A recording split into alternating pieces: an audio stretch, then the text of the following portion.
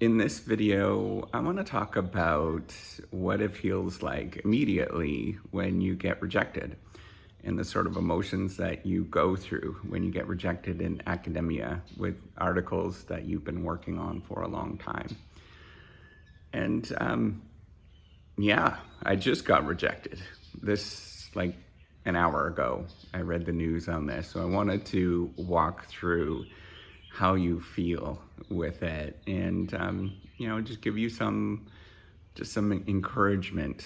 Um, yeah, encouragement for perhaps myself when I was younger dealing with this kind of stuff, or even, myself in future years when I get rejected again. I just wanted to document the fact of these feelings that you go through. So if you don't know me, I'm Professor Dave Massack. I'm an Associate Professor of Innovation Strategy and Entrepreneurship.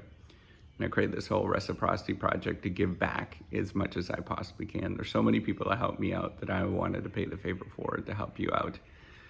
So I'm just working out in my garage right now. That's why it looks a little strange.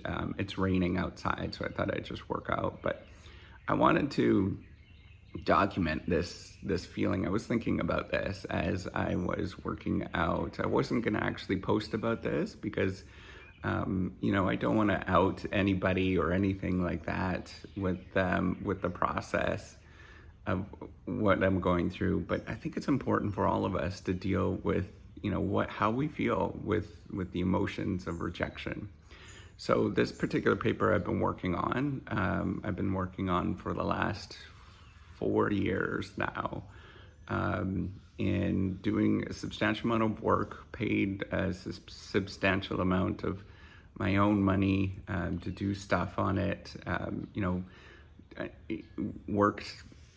This is I don't know how many iterations that I've gone through it, and we got feedback that said that it was rejected, and from an article from a journal, good journal, and this happened this very morning. It was about an hour ago. And so at this moment, this is what you feel when you get a rejection. At the immediate moment is you read through it and you just have this, when you get that email, you have this initial excitement. And as you open up the email, you're very excited and you're scanning for the few words of we're pleased to give you a major high-risk super uber revision. It's always that way. Or we regret to inform you that we can't use this article, and we can't ask you to extend an offer of this article in this journal. And I got that one. I got the latter one, where they just were not interested in the article. And so how I felt, I got this flood of disappointment at that moment. You get this rush, this very, very distinct feeling, and where you get this rush of disappointment, and you just feel kind of overwhelmed for a second, and then you're in a state of shock. Probably, I'm still in the state of shock right now. I'm still processing it. And then, for the 5 minutes after that, usually you read through it for 5 minutes after you read through it. And then maybe you read through some of the comments and you say, screw it. These guys or gals, whoever the reviewers are, an editor, they don't know what they're talking about. And it might be true. They might not know what they're talking about. They might be completely off base. But the problem is that you have not communicated it to them what it is that you're looking at. So yes, they might be completely off base, but you have to figure out how to communicate to a lay audience or a group of people what it actually means. And sometimes you do get bad reviewers too. And so you have to acknowledge that as well. And sometimes you get a group of reviewers that just don't kind of get what you're doing.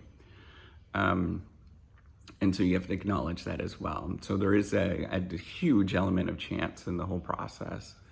But what I want to specifically talk about, I'm not talking about, that part of it, but I want to talk about these sort of emotions and how to deal with it. So for me, I'm definitely in a state of shock at this moment, where I feel numb, but I am getting out and I'm trying to go through the motions of exercising. And this is how I deal with the emotions of the rejections.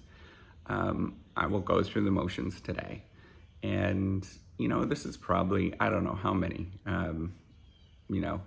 my 30th rejection of various different sorts, in article rejections at major journals. So it's very much that I'm getting used to this, and it's still tough and it's still difficult to deal with. So what I'm going to do, I'm going to go through the motions today. I'm going to put that aside and still go through, and I'm going to do some exercise, and that's really important. Immediately once you get some exercise of some sort, and do something. Get out, burn off all of that energy, that anxiety that you feel. Get that energy out, and then I'm gonna come back and I'm gonna work on the thing that I was gonna work on anyways, irregardless if I got that. And I might start planning for what to do going in the future, but I'm gonna try to park that for a little bit, just to distance myself and I don't feel so wrapped up in it.